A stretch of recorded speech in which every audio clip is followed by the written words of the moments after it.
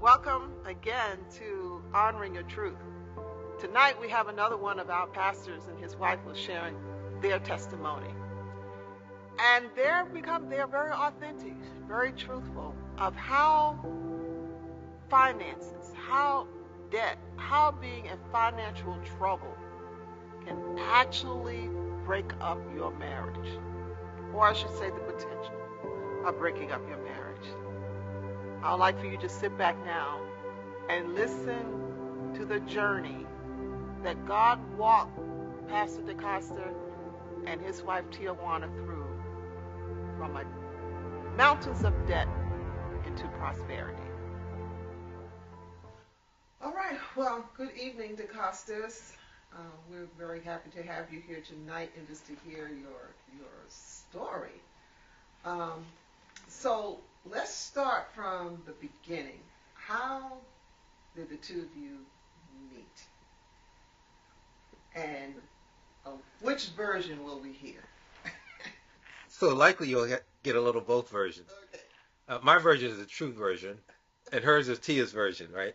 But you'll likely get both versions. I'm going to let her go first, and then I will give you my rendition of how it came together.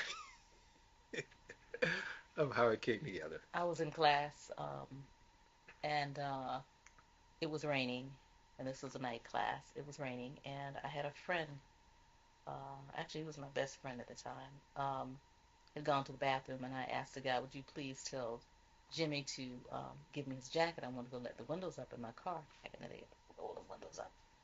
And someone mistakenly got his jacket, because his name being James, Jimmy associated, but he didn't go by Jimmy, he goes by James. And Jimmy, when Jimmy came to class, I said, Jimmy, I have your jacket. And he said, that's not my jacket. I said, oh my God. And that was how I met him. And after class, sometimes we would talk, and Jimmy had a big crush on one of my classmates, Teresa. So Jimmy would ask me, please stay after class, and because I want to talk to Teresa. And I'm like, well, that guy comes around, and I don't like him because he looks at me really funny, and I don't like the way he looks at me. And I said, but he doesn't talk to me. He just looks at me, and I don't like that. So Jimmy said, T, please stay for me. For me, please. I said, okay. So I ended up talking to him, and, he was all right. And then I knew he was good in math through the conversations, and I needed some help in statistics. So he ended up being my stat tutor. Needless to say, I didn't do well in stats. But And it wasn't because of it wasn't because of my tutoring. yes, it was. Well, back up a bit. With the jacket, so did you, when you found out it wasn't Jimmy's jacket, but James' jacket, what did you do? I had Jimmy give him his jacket back. Oh, okay. But I wasn't giving him his jacket back. Let Jimmy do that. And so here I am all along thinking it's a classmate of mine's who needed to go outside and wind the windows up in their car, right? And so not thinking twice about it, I just said, yeah, take the jacket, right? And so class started back. The classmate, she came back into class. She didn't have the jacket, right? So I'm like, so where's my jacket, right? So when the class ended, I'm like, hey, what'd you do with my jacket, right? To Jimmy. And it was like, what jacket? So he didn't have any idea, or at least he thought he was getting Jimmy's jacket. Jimmy's jacket, whoever this Jimmy person is, right? And I'm looking for my jacket at this point, right? And so I didn't have my jacket, and so I'm like, okay, now what is this game? What is this game, right? What are these shenanigans? But lo and behold, um, I thought it all along it might have been some kind of a setup, but it was all coincidental. Really was. It was all coincidental, right? A setup for what? A setup for. I just thought it was a setup. I thought it was a setup. So because I mean, there are games people play, and I just thought I was being played at the time. I thought I was being Do played. you remember what I look like? Do you really think I needed to play you? Uh oh. Uh oh. So I had this. I had this. Oh, even the Red Bull, right? But no, um, she said somehow I was staring at her. You would just look at me. You wouldn't talk, but you would just look at me. And I didn't think you liked me because you just looked at me, and I But didn't like the way you looked at me. but she was the person who had some scheme to get my jacket from me in class, right? And I couldn't figure out what this was all about, right? So I was like, okay. And Jimmy, I knew they were close friends, right? And I said, okay, they got something going on here. They're trying to get me sort of weaved into this thing, and so it worked. I've told her that I don't know 999 times that it did work. Yeah, Jimmy played it well, and she did it right. And so lo and behold, I don't remember whether Lila and Jimmy ever got together or not. Teresa. Teresa, okay, Lila. So whether Teresa and Jimmy ever got together, No, but they James and Tia did get No, together. they did. No. And Jimmy was actually in our wedding, wasn't It was in our he? wedding. Yeah. Jimmy was actually in our wedding. What school were you attending? University of South Carolina. Okay, and of course, prior to that, you didn't have classes or anything together. That was that one coincidence that kind of brought you together. Yeah, we weren't even in the same class. Oh, okay. Yeah, I didn't say. I never met him, but he's always had very nice cars, and I always noticed his car. And when we were talking one night, I said, "You have a really nice car." And when I said that, he looked at me, and I'm thinking, "Oh my gosh, he thinks that because I said that I'm easy, or but he thinks that I want to ride in his car. I don't need to do all of that. That's not that important to me. I just like nice cars." And I knew it was a manual, so I like driving manuals. That's all I've ever driven. And I was in the process of wanting to buy one, but my finances didn't allow such a purchase. Well, actually, it did. We'll get to that later, right? Actually, it did. But actually, so she said she liked nice cars, but we actually, after one class, we went to the little convenience mart, right, on base. We were on Fort Jackson. That's where we were taking classes at that night. University of South Carolina had a campus on Fort Jackson, so that's where we were at. So after class, we went over to the convenience store, right? Shop A little, it. little shop at convenience store, and I rode with her. She had a Mustang, blue Mustang. So we get in the car, and it was cold. This is wintertime, right? 60, what was it, Tia? It was 68 or 72? What year was it? I had a 76. 76. 76 or 76? 76. 76 Mustang. 76, yes, 76 Mustang, right? So, blue Mustang, and so we get in a car, right? And so, But it did look nice on the outside, didn't oh, it? it did look nice on the outside, right? So we On the get in the outside, car, yeah. right? And so before she started up, she said, "This car has a little bit of problem, so don't be alarmed, right?" And she said something like that. But anyway, she fired the car up, man, and black smoke came out of the vents. That was the first thing, right? I was like, so I'm being cool, trying to like, play it off because I didn't want her to feel. But look, all along I'm like, black lung, man, I'm gonna die, right? But no, she actually, we actually, so we're riding to the shopette, but her windows never got cleared, right? They were fogged up, right? And I was like, okay, so at some point this thing's gonna clear up, right? Never cleared up, right? And so then we get the little tissue out and clean them. Well, back in the day, right? Hey, look, we did what we had to do. We did what we had to do, and trust me, it worked. It worked. We had a blast. If we talk about that now, right? We share that story, and that one's off the chart, right? I just can't even begin to imagine. But that was a lot of fun. The ride to the shop at. So when did you two realize it was a greater connection? That it was more than my stat tutor and my stat student. When did you guys realize that this is more than just being friends? For me, it was my grandmother. Because she made a comment. I had gone out one night, and she made a comment. She said, some boy by the name of James has called here. I don't know how many times. Would you please call him back? Every time I look up, that phone was ringing, and he said, would you please tell her James called? Well, I'm telling you, James called. Would you please call him back? And for that was when I realized, okay, he might be all right. Yeah. And I think for me, it was having like values. Yeah, having like values, right? Right. So we were seeking after and attaining, like objectives, that we had in life, right? And while they weren't all crystallized or clear as to, what it might be, we were all, I mean, we were working during the day, and we were going to school at night. So we were putting in the kind of work that was necessary to get to somewhere else, and we weren't clear on what that somewhere else was, but we were doing those kind of things, right? And I think that was really the key, right? So we were like-minded in that we were on a similar pathways to sort of achieving things. So not everybody understood our schedules. yeah, And, I think I understood his schedule. He understood, and we didn't get in each other's way. We weren't possessive of time because we know we didn't have a lot of time. So yeah, we just,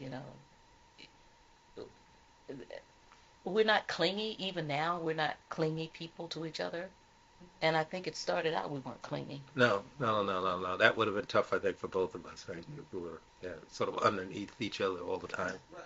Yeah, so that wasn't the case. You can have Yeah. independent. You're independent, but you're still together. Yes. Yeah, that's Yeah, good. even now it's that way. Each other's space. Good analogy. Yeah. Yeah, good analogy. Yeah, good analogy. Even now we do that. Yeah, Yeah. yeah, good analogy. Yeah, yeah. So, your like values that you guys discovered that you had in common. So, what advice would you give a couple? Would you give one who considering marriage or one that's in marriage? What would you say they should look for? No, I wouldn't say in marriage. Before, what would you say they should be looking for in a mate? Well, while she's contemplating, she's contemplating. Make She's sure you got a job. yeah, make sure brother's getting paid, right? And make sure sister girl's got a job too. But there, no, I think we use a lot of terms to kind of describe that, right? And so I'm going to get to the one that really makes the most sense, and it's hard to determine up front, and it's compatibility, right? And compatibility in the sense that you're not looking for someone to be like you, right? but you're looking for someone who can complement you. Um, and if you take that even further, it's like what you don't know day one, you grow into over time, and that complement becomes at some point in life becomes completion, right? They help to complete you, and so to someone sort of in relationships and sort of striving to that, uh, it's never about control, Right. but it's about what are the unique things, and not really complex, but unique things that you have in common. And it may be as simple as just like to go and sit by the lake and watch the birds, or people watch. So it's not where you want to go and you have to go on this exorbitant date. It's things that you can find that really doesn't have value when it comes to a financial sense, but it has value when it comes to the quality of time. And if you can find that, I think you can really Yeah, get. actually forgot about that. I used to Yeah. go sit by the lake, Hmm. and I tell you I'm gonna be by the lake, Yeah. and you will come back by. I completely forgot Yep. about that. Yep. Yep. Yep. I'd Yep. go by myself and sit by the lake and have my little towel or whatever I had, and just sit there by the lake and listen to the water and by myself, and he would come by. Yep. I completely forgot about that. When you said that, it kind of brought a memory back. I think for me, it would be. I think sometimes, especially in today's society, we look at so many. Everybody's trying to be Instagram. Everybody is trying to, get a baller. Everybody is trying to see what somebody else can give them. I think for me, I always wanted my independence, and whomever I married, we'd come together. But I never wanted, um, I never looked for somebody that could take care of me or somebody that could um, give me everything, because I believed in having my own, and um, I was very honest about things at times. I'd say I loved going to happy hour, although I'm not a drinker. Um, I would go to They had happy hour. free food. Right. They had free food, and back in the day they had, like, meals. And I wanted to go out sometimes, and my money was funny, so I'd go to happy hour and I'd get me a Coke with a cherry, so people assumed I was drinking. And he would meet me there. He wouldn't have a Coke and a cherry, but he would meet me there, and uh, rum and Coke, um, and just enjoy,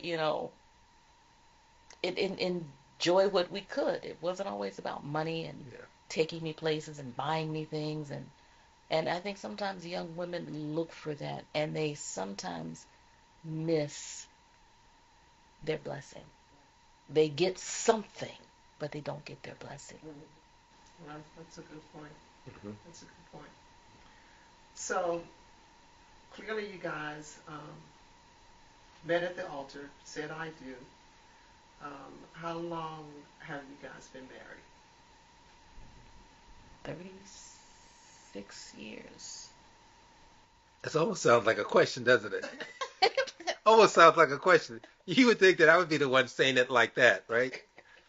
But this past September was 36 years. Yes. 36 years and change, yes. There is, I don't know if you want to say it's a saying or a belief. I do believe it's a fact that in marriage, at some point, you're going to hit every one of those vows.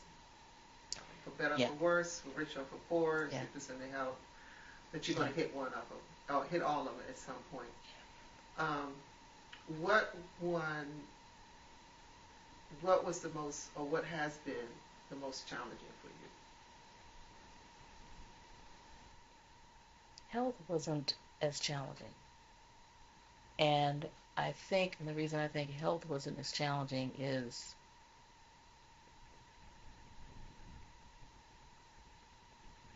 either you're going to make it out of it or you're not. that it's you go, oh, or you go, it is what it is. It's going to be one or the other. I don't think that was as challenging because I've had health challenges. Um, um, After my daughter was born, 6 months after her birth, um, I thought, what was I given, 24 hours? Thereabouts. And it was not going to be. So I don't think that was as challenging. Um, Also, when I was sick in 2014, it was going to be or not be. So I don't think the health was as challenging. And it may just be my outlook. It could just be my warped outlook. You're going to make it out of it or you're not. I think a challenging aspect for me in marriage has been, well, was finances. Um, because there were many arguments. And what's interesting is when we argue, we don't scream and yell because I don't like to scream and yell. We're not, carrying on and cussing and it's none of that. It's a conversation, and it can go haywire, but it's never yelling.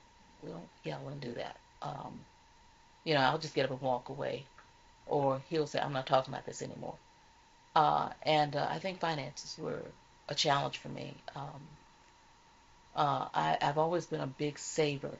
I've always been one to watch how I spend my money and what I spend my money on. I've always been one that I can easily sacrifice, and that came easy for me to sacrifice. I think sacrificing for him was harder, and that was a challenge for me. Um, I think me going without I could handle, but I think it was harder for him.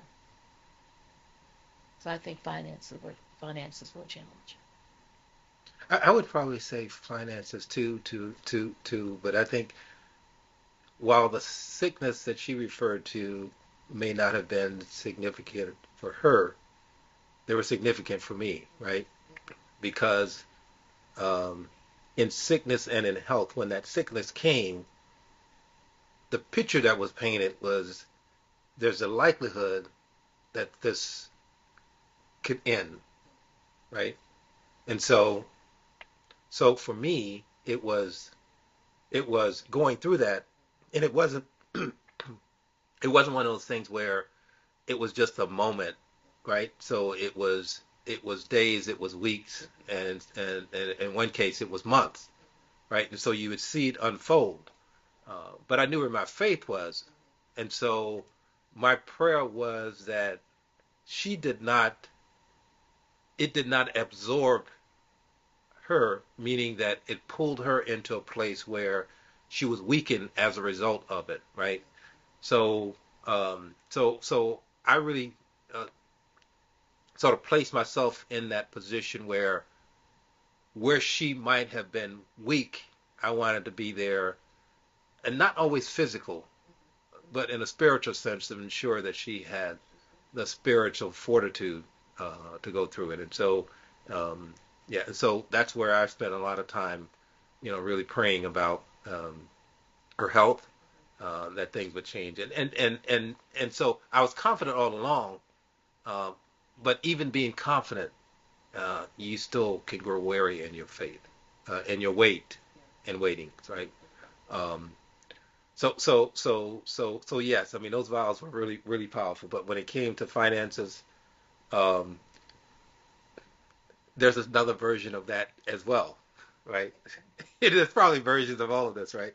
So when we met, um, she says, yeah, sacrifice. And yeah, I didn't have problems sacrificing, right? Because I mean, I like today's man. I like get on the road and go out and do some shopping. I like shoes. And I like dress, right? So Like all of that. cars, nice I like cars. cars too, right? But I did know. I mean, I knew how to sacrifice. But for majority of the time though, I think our real challenge was when we came together, right? Because individually, I felt that the only person I had to answer to was James, right? and it was a me, myself, and I. And sometimes I struggle with the me, myself, but the I person got what it needed, right, or what they wanted. But when it came to when we came together, and it, oh, okay, now we're gonna have to make some choices and make some decisions jointly. That was kind of hard to feel at times, right? Hard to feel. Is that when the issues started? You guys had a different philosophy on how to manage finances? Yes, Okay. yes, different in the sense that, well, I've never been told that I need to, back off on this or back off on that, right? I mean, I knew about all of that, right? But now there's two people. Somehow we have to make this one thing work, right? And so, you heard the vows, but did they say anything about finances in that? It didn't come across clear, right? But I mean, at that point, we really had to make some sacrifice. We came into this thing. She had a nice car. I had a nice car. So we both. I was the only person who really liked I nice cars. eventually got a nice car. Yeah. So we When had. you started working, of course, after you came out of college. Yes. Well, No, actually, she was no, working. She was yeah, working I in was college. working then, but I just never, I never really got for him. He got to get top of the line. He got to get the model, the baddest model, the latest model. For me, I could get something and step down, but for him, it's no stepping down. Even now, I mean, there has been conversations, and that's as far as it's going to go. Conversations about, well, maybe I should get a Maserati. No, we're not getting that. That's out. No such thing will exist. I could get I've been looking, by the way. I could get a hoopty. Well, I had a hoopty. I could get a hoopty and I'm fine. Yeah, but the windows didn't roll down. But not him. You had to open the door, right? I'd go into the metro. I couldn't even roll the windows down to get out of the metro. Had to stop the car. Cars all behind me. Here I am, opening the door to get out to swipe my metro card. I'm like, oh, this has got it. This. Unfortunately, there was a whole lot of people was It was around. $20 a week in gas when gas is very high. The car was economical. That's what it was. It got you from point A to point B. It was But the windows reliable. didn't roll down. It was Was the reliable. heat work? Awesome heat. Okay, That was awesome one heat. thing. No, It was it wasn't Saturn. Saturn. I don't know whether they still make those, right? But the car was reliable. It really was. It was I reliable. paid 1776 for it. And I remember that 1776. because of the Yeah, year. yeah. And it was a car to get me to and from work because I had a long commute. I didn't want to spend a lot of money on gas. She did. And it She did did. what it needed to do. Were y'all married then? Or Yes. You were Yes. married when Yes. that happened? Yes. Okay. Yes. And so tell us, how bad did it get? And Mm. how bad did it get? When did you realize something needed to be done? And how did you get out? Early on. I mean, it was early on, right? So we got married in '87, September '87. Yeah. When we crossed the pinnacle from September '87 into '88, we realized that what we had separate, we seemed to be managing, but when we brought it together, right, Good manager. and we had a household, and we weren't managing things well. And what I mean by not managing things well, we had more going out And coming in. than coming in, and it was like, how did this happen, right? It's like, how did this happen?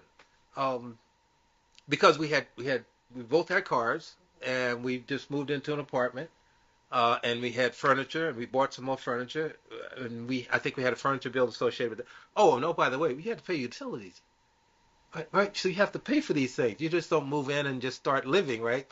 You have to pay for these things. So what we realized early on was that more coming in, more going out than coming in, and so we had to make some hard choices and hard decisions. Well, that wasn't easy because now we had to answer to each other, and that's when that was really, really, really tough, right?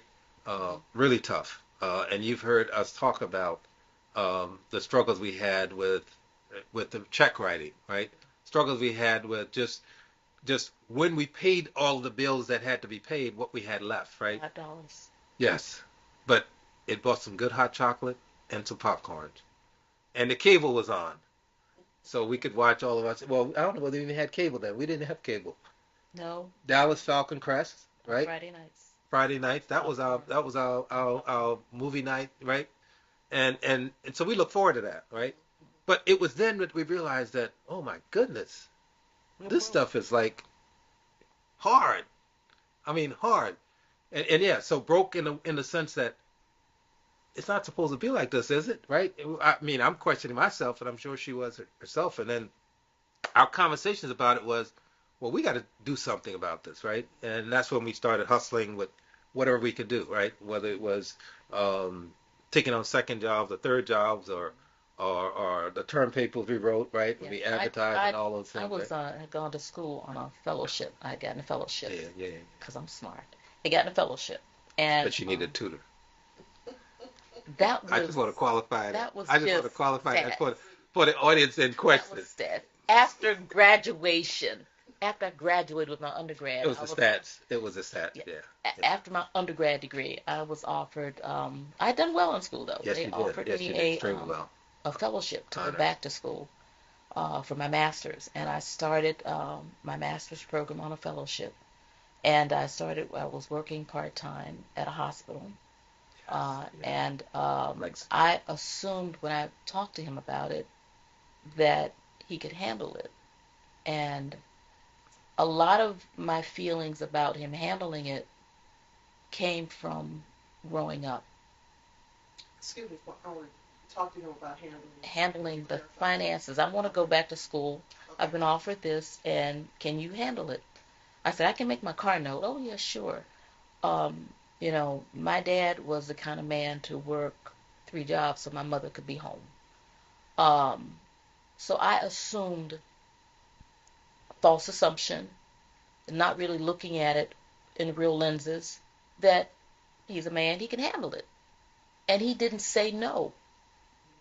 And when we realized that that was happening, we were we were already in trouble. And then when I started doing that, although the fellowship paid me, it was a paid fellowship, and then I worked part time, it was not enough income to yeah. make it. And and I I think forgot about that fellowship. I never did. Yes, yes, Yeah. yes, And yes. it was at that point it was like, oh smoke, this ain't gonna work. I Yeah, think because I'm what the fellowship wasn't making up for what we had lost from a job, from stopping the full job, time job. quitting the Yeah. job. Yeah, yeah, So yeah, yeah, yeah, yeah. we had contemplated giving up our place and moving in with my mom. Oh, And I know he wasn't going for that. Although she said we could, that wasn't going to work. that was not going to work. Yeah, No, that wasn't going to work. because we would have split in 2 weeks. But It would take that long. but so we tried to sort it out, and then we were hustling, and then finally he says we got to get out of here. We can't stay here because we can't get opportunities. We just can't. You know, South Carolina is limited us economically. We just could not make it there. The opportunities were just not there. We were born on the wrong side of the tracks to make it in South Carolina. Mhm. And he said, we got to get out of here. He contemplated going back because he was a reservist as well, but he had been active duty for years. He says, I'm thinking about going active duty. What do you think? Well, I like that idea because I grew up working part-time in high school on a military base. And it was interesting that I could go into, while dating him, I could go into various bases and not, had my credentials to do what I needed to do. And that was an idea that I liked. I mean, it was like, you're tossing things out there and something's going to stick. Yeah, for the military thing. It was like, it was an idea, but I really wasn't Well, feeling I that. loved it. But I did suggest to her, maybe we both can go in. And she thought about that PT and exercise and getting up at 6 o'clock in the morning. That was a short discussion, short conversation. It probably started and ended. No, I'm not feeling that. No, but I was all for you going active duty Yeah, because she was. She because I was. was She thinking was. about all the places I wanted to go. Yeah, yeah. So she saw it from that, but that wasn't That was an option. So the fellowship, I completely forgot about that because that was part of while we're in because we got married in September 1987. Um, that first year was when all of this happened, right? So she stopped working, took the fellowship, and then she worked at the hospital, right, in the evening to kind of make up some of the lost income. And Second and third shift. yeah, second and third shift, right? Which was like, okay, that's a good deal. And then we were writing term papers and doing all these kind of things. And I was refereeing basketball. I was on the reserve thing, and I was doing something else, right? I mean, Texas. yeah, I was doing income taxes, right? Right. So I mean, we had all this stuff going on, and then even with all of that, it was like, no, this is still not working, right? And so from September 1987 until January, till we went a year and a half. It was a year and a half. 89. January. And then we said we've got to move, right? We've got to move. There are more opportunities. We've already gone to and through school, and there are more opportunities. So we started exploring in '88, and then in '89 we moved to the DMV area, and then that's when, in some ways, our careers began to take Yeah. off. We moved to Virginia. We lived in Virginia.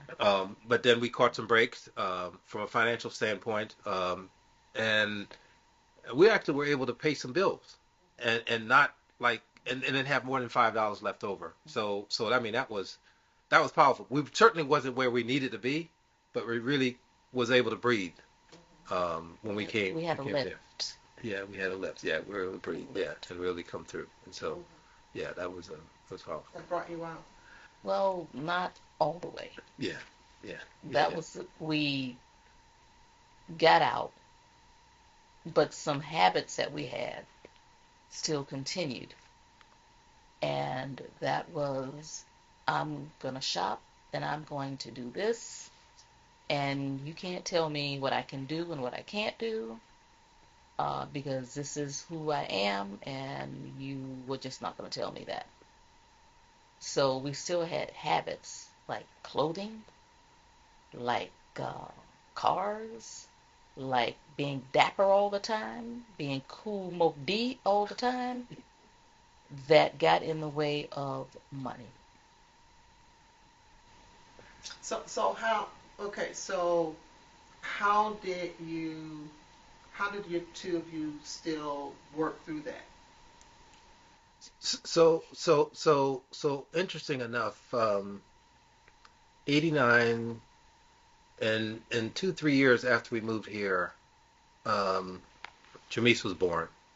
But we were at a place where we knew other things needed to change, right? So we were making it from paycheck to paycheck, paying bills and doing all those kind of things. And I said, I think we had conversations, and it was That's when it we changed. we needed to get ourselves on a path to looking into the future, right? Because present day living is not going to get us the way we need to be, right? I mean, we were surviving, we were getting by, but we didn't have anything, like the emergency day funds and those kind of things. We knew about them, we knew it should be in place, but we didn't have those kind of things. So we hooked up a conversation with a financial advisor. Oh, hold up. We recognized a change had to come when our baby was born. Yeah, That's when he got serious. yeah, That's when we owed IRS a ton of money. That's when I said, I cannot live this way anymore. Things are going to change or I'm going back home. That's when it got serious. yeah. Okay. So so how? So the IRS thing that was bad. Anything? How bad did it get? Was that the main piece that kind of turned you guys around? That we need to make some changes. How bad did your finance get? I mean, was your car ever? Were you ever facing eviction? Was your car, ever snatch man? Did you guys go through any of that, or you No, were able to we went through skate through that? we went through owing IRS a bunch of credit cards, uh, Well, owing IRS a lot of money, and we had a bunch of credit cards. and we had a Those bunch two. of credit cards. And so we decided, well, he decided, let's get a financial planner to work with us. Maybe they can help us, come through this. financial planner came back and said that we were worth more dead than alive. How And did that resonate? That did not. That did not. That that's was. what I was going back home. He can be dead, but I'm going back home. Well, then I started sleeping with one eye open. Because I'm like, okay, so if this is going to happen, I want to make sure I can see half of it anyway. I was going back home. So, I can see um, half of it. and that's when we said, okay, are we going to do this thing or are we going to go our separate ways? I mean, what are we going to do? And for me, like I said, it was sacrifices for me. I guess being the oldest, sacrifices were maybe a little bit easier for me. Even now, they're a little bit easier. If I put my mind down to something, I can do it. Um, he's a middle child, so sacrificing may not have come as easy because he had some up and some below, and he's in the middle. For me, I was the oldest, so um, we decided, what are we going to do? And we gave ourselves a certain amount of time. If things had not changed, there would be no questions asked. We go our separate ways. No questions, no argument. That point. No argument, just call it a day. And we even broke it down with expectations of the other if we go our separate ways. It had gotten so serious. And it wasn't an argument. Like I said, I don't like to yell and scream, and neither does he. So we had to, and he said to me, one of the biggest failures in life is when your marriage fails. And I don't want that. And I'm thinking, well, I'm not going to live this way, so it'll just be a failure and I'll just move on. I'm not going to do this. Um, and I think that's when we got serious and with IRS and a baby, and um, it was hard. It was hard. What kind of the sacrifices you had to make this work? What did you give them as an example? What you had to give up? My temper, because there were many times I wanted to just not be nice. Um, I had to humble myself. I want to say, give up some of my pride and just be honest and look myself in the face and say, you are broke. You dead broke. Okay, what kind of pretty face you got, sister? You broke. And both of you came from stable, financially stable families. Very much so. To find yourself in this position, Yes. how did that play on how did that affect you guys mentally? Knowing where you came from. There were times that I would go to my parents and I'd say, don't ask me where this came from. If you don't want to know the answer, don't ask. But I was always the kind of person, if I got from my parents, I always paid my parents back. Um, my dad would, my dad was a big meat eater. And my dad would stock our freezer every month. My mom would just do little things. So it was hard to recognize that, what did I do? What did he do? Did we trick each other in some sort of way? What happened? We've had some pretty candid conversations. Yeah. Yeah. Yeah, we did. So two parts of that, right? So you're right. The family background was such that um, um, real humble beginnings and the sacrifices that were made, I never saw, Yeah. right? Because there was always food, right? And so we were surviving, and so sometimes I didn't know how bad it was, Yeah.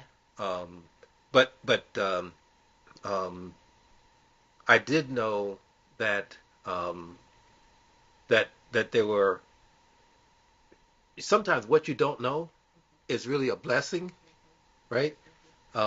Because it really sort of helps you to continue to move forward, right? And not sort of wanting to throw in the towel. Um, but but but my parents really they taught me a lot about finances. Now, there's two sides to being taught. One is you get the information, and then do you act upon it, or do you sort of retain it, right? And so in a lot of cases, I wasn't acting upon it because I was living The good life. not my best life, but I mean, again, I just like to do certain things, right? But what I saw was it impacted us to the point where no, we can't continue to go on like this because I saw my parents who, with humble beginnings, I never saw them making those kinds of sacrifices that we were making. They never went to that level where Yeah. they were struggling when they got to the end of the week. How they were going to make it into the next week with $5 in their pockets, right? And no gas in the car. So I never saw that. Um, and that's where the reality of this thing was sitting in. It's like, no, we can't do this, right? I mean, we're not supposed to live like this. And so we went from that to a situation where um, we were sitting down, and as Tia said, we had the heart-to-heart conversation about, so there's a fork in the road. Where are we going to go? Are we going to work to get this thing together, or are we, going to go our separate ways? Um, but I always had the belief, though, that um, we weren't like these unique people who somehow couldn't figure this thing out. We needed to situate ourselves where we were catching some breaks. And catching some breaks sometimes was to really get on not be so defensive, right? Because sometimes with managing money, it's always as if you're playing defense, right? And so getting to a place where we could sort of think about this from an offensive standpoint is like, well, we got to get some savings. We got to come up with some money so we can situate ourselves. And that's when it really was setting in because I remember my father every Friday when he got paid, the times that I was able to go with him, we would go by the savings and loan or the national bank there and where I grew up. He had this passbook. He cashed his check and he left some of it in the bank. And that thing hit me like a ton of bricks, right? And I'm thinking these humble beginnings because, it wasn't a whole lot of money. And he would tell us that this is not a whole lot, but here's what I'm doing. But he was doing that. He did it year in and year out. But when it came to December, he had something, and he was able to provide all of us with things that we wanted. But it was, and so sometimes he would share with me the passbook, and you could see week after week, it was just consistently putting something in the bank, putting something in the bank, putting something in the bank, and that thing hit me like a ton of bricks. I was like, well, we ought to be able to do that, right? But we weren't doing it. We weren't doing it. We just weren't doing it. But we got ourselves to a place where we called a financial advisor and said we need to have a conversation. And when he said you worth more dead than alive, I was like, no, I'm living. And then from that point on, we started to turn things around because we wanted to, not really knowing where the journey would take us, we knew that we needed to do some different things, and it was hard, extremely hard, because again, you going from, are we going to keep this thing together? Are we going to separate and go our separate ways? I mean, it was that it got that bad, yeah, that bad. You can sit down and have a conversation and you say, if we decide to do this, I'll do this and I'll do that and I'll do. You calmly talk about it. You're real serious about it. Now, when you start screaming and hollering, you're not real serious about it too much. Yeah. But when you calmly talking about that, Yeah. You mean calmly talking about how you're going to try to make separate. it work? Or Separate. to separate, to split it down, to separate. Yeah. So from what you two are sharing, with your communication, with the conversation you had. You two had to have a real, honest, heart-to-heart conversation. Was there any fear or concern of offending, or were you two at the point where, or were you two had a relationship where I can really speak honestly and not worry about my partner being offended, and I could just really speak what was on my heart? It was that the kind of environment your conversation took place in? Yeah, we were very Okay. honest, Yeah. very honest and candid. And it wasn't, I don't think at that point either one of us had any bad feelings that could be hurt. We were already hurt. There's nothing else that could be ruptured. Yeah. Nothing. Yeah. So it was what it was, what it is. And Yeah, the financial hardship really tore. I mean, you drove a stake right through in the midst of right in the midst of our relationship, and so that's why being irrational wasn't going to move the needle on helping us in one way or the other, right? And so we were able to have a rational conversation. Painful as it was, we were able to have a rational conversation about what we needed to do. Yeah, that was very important, Yeah. very key in your relationship. Yeah. Because when you look at marriages that don't make it, usually at the top of the list, it has to deal with communication and finances. They're usually the top two. Yes. Yeah. That kind of bring up marriage to its end. So you had this really difficult conversation as to what you would do if you have to split. So what was the conversation like to say, but to make this work, we got to do what? I didn't, I'm going to be honest, I didn't think it was going to work. Mm. I'd already begun to, in my head, put a plan together because I just didn't think it was going to work. I didn't think we could ever come together with it. And so what turned? Something turned. I told him I would give it a try. Okay. And I my word is my bond. I meant that. But in my head, I'm thinking, okay, I'm gonna give this thing a try, but nothing's coming out. So to give it a try, so you guys laid out a vision. What did you do? Yeah. So, Okay. so to be rather specific, right? It was I needed to not do the shopping I was doing, Okay. right? Um, the vehicles that we had at the time, we put a plan in place to say, here's how we're going to get rid of that debt. We also put a plan together because I think we were managing all of our finances, but we were just managing them. But we put a plan in place or a strategy to say, here's how we're going to tackle them, right? And so it was IRS, we're going to deal with you this way. Automobiles, we're going to deal with you this way. Household expenses, we're going to put something aside so when that emergency comes out, we're going to be able to handle it. So we had to go, and at that point, we developed the envelope strategy, right? That's what we call it, right? The envelope strategy, where we said, this goes to that envelope, this goes to that envelope, this goes to that envelope, right? But to be honest, that didn't work. Well, it worked in the sense that we went from doing nothing To that, right. right? To And doing so something. I had to always and Teal will tell you, yeah, the glass for me is always half full, right? That's how I go through life, right? So while it may not have been the final solution, it was a strategy that was producing some results, right? And so we started doing that, and then we also recognized that every bill that we had over a month, we didn't have to wait to the end of the month to pay that bill.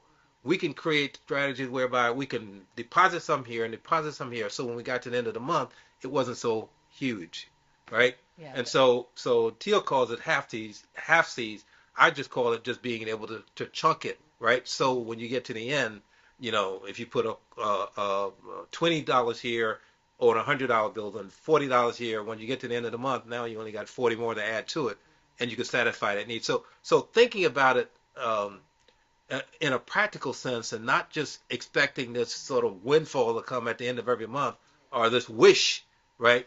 And you don't manage a household on wish, right? I mean, it just doesn't go anywhere. And so we were started to put those kind of strategies in place and said we can get there, but we have to be intentional about it. And that's what we did. We just became more intentional about how we did it from where we were And then when you started to see things started to fall off, right? Those bills started to fall off. I mean that we began to say, hmm, this is powerful, right? Because I mean, it seemed like the more we were paying on bills, the deeper we were digging ourselves in. But when we put the strategy in place and we both said we're going to make this, we're going to give this our best effort, we started to see things pay But off. you did something even bigger than that. You said, despite where we are, I'm going to be a consistent giver at church. Yes. He said Yes. that. Yes. I looked at him. Give what? Uh, and he said, God has never failed me. Yes. So I sat back and let him be the consistent giver. And I went on to do what I needed to do, trying to get them bills down. And we got to a certain point, then I began to become a consistent giver as well. But now, I didn't say we were tithing, because we did not tithe. We were just, if we gave $2, it was going to be $2 on time. But he became a consistent giver, because he said that to me. We got to come out of this. Yeah. And, it was, for me, I couldn't see it. Yeah. Consistent giver.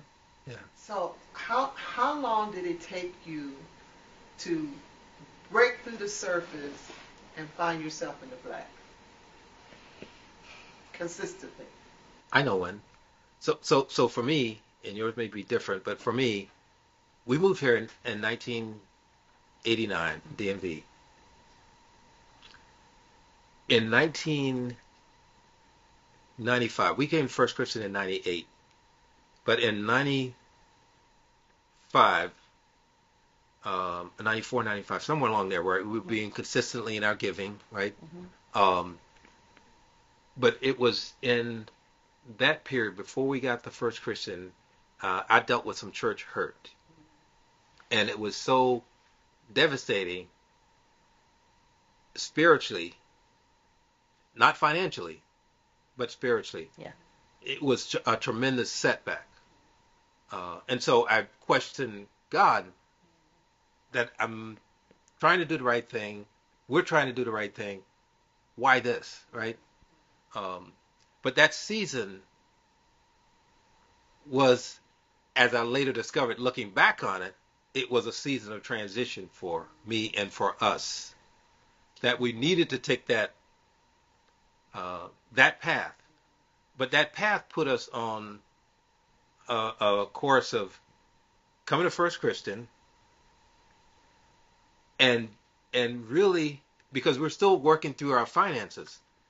But in 97, 98, it got to the place where we started to see the light, meaning it became clear. And that's when I realized Tia was still like not seeing it, right? She wasn't seeing it. She was really conservative when it came to this. And I was like, no, I'm trusting. I'm going to trust. I'm going to believe. And so I'm all in with my giving. So Wait a minute. It was 94, 95. You're right. That Yeah. year, during that time. Yeah. Because I left you there. Yeah. I left you there. I Yeah. refused to go. Yeah. Because of what she saw. And I Church kept hurt. telling you to come with me, and you didn't. Yeah. And I left you there. Yeah. Yeah. Because for me, I was sitting and waiting until I felt God said this work was done. Right? So that's why I was still. And I'm so grateful as I look back on it that I did what I did, right? Because yes, complete order. Me too. Complete I'm order. grateful I did what I did too. Yes, and so while we were still joined, the order that I went through, that it propelled me to a place where, well, first of all, the order was such that God gave us favor even as we were leaving, right? Because all that occurred, He still allowed me to go out in a place where I was being affirmed, and to this day, that I will never question God's favor and how He applies it to our own individual lives. But we came in the First Christian. Reverend Richard Johnson was preaching out of Deuteronomy, and I had already attested to the fact that I'm going to trust God in a level because we were 98, 99, and I was in the technology field, and I knew at the time the year 2000 was coming, and people were talking about the world's going to blow up and right. But for me, it was no, things are going to change and it's going to be better. Um, I began the tide to the level of what I expected God to do for me. Because when He showed me that favor coming out of that church hurt, there was nothing that I believed that God would not do for me. And it was blind faith at that point. Uh, Beginning the tide, God opened one door, He opened another door, and in a matter of 5 years, from the 97 through 2003, it was a complete escalation the way God moved in our lives. Our household income either doubled or tripled in that period of time because we said we're trusting God to do something that He's never done, and things just, it just elevated, and the the the beauty of that was when I think about it now, what I'm reminded of is all of the schooling that I had, all of the lessons that we took from our parents on finances, all of those things, when you put them all together, it all comes down to you, me, and my ability to trust God. Thank you, Mom, Dad. Thank you for all of the lessons I've heard, all of the preaching sermons I've heard. But at the end of the day, it's about what do you believe? Yeah. Who are you trusting? And when I said, God, I'm trusting you, and not only am I going to give as you've asked for it, I'm going to give above that because I know you're able to do greater. And he just elevated us to a place where it was yeah. And so the journey was from 1987, I think in a lot of ways, Tia, to we got to 98 right to 2003. We just saw We did. We did. yeah. That's awesome. Yeah. We did. This series is called Honoring Your Truth. With um, with what you've shared about your journey, the journey that you guys have gone through, financially, but just in life period. What does honoring your truth mean to you, respectively? Those people that know me know that I'm a big music person. And there's a song not many people have heard. My sisters ask me, like, where do you get your music from? And it's talking about, it says, I've been through the rain, but I got through it. I had dirt thrown up on my name, but I got through it.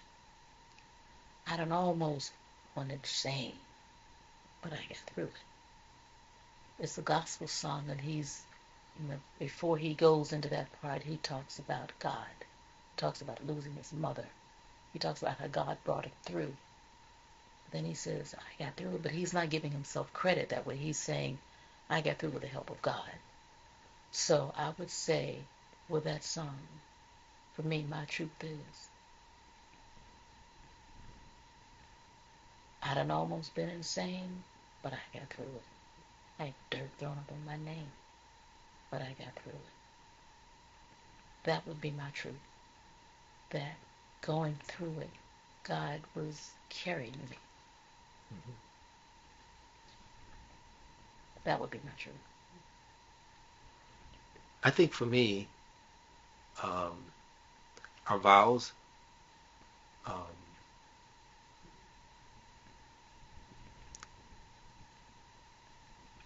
while they are traditional words that are shared, um, they mean a lot. They mean a lot. They are significant.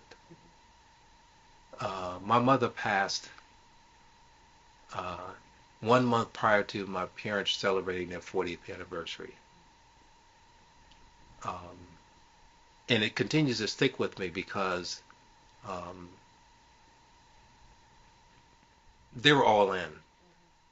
And so when I think about vows, and here we are 36 years into marriage, I have two siblings. We all were married the same year. So there are at least three, um, myself and the other two, with 36 years into marriage. Um, my oldest brother was 40, I think he was 42 years when his wife passed. 42 year, they celebrated 42 years together. Um, a sister and her husband, they're at 41 now. So it means something in my family, and not that doesn't mean that all marriages weren't didn't stick it out, but honoring where truth is the word that you give, Mhm. and so when you give that word, it has to mean something, and so not only in when it came to our vows, um, but when committing to God what I would do and seeing His reward as a result of that.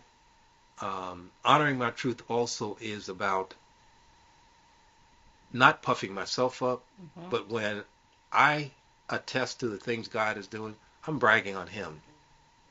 I'm bragging on Him because it is the voice that you hear is strictly in honoring Him because my truth and who I am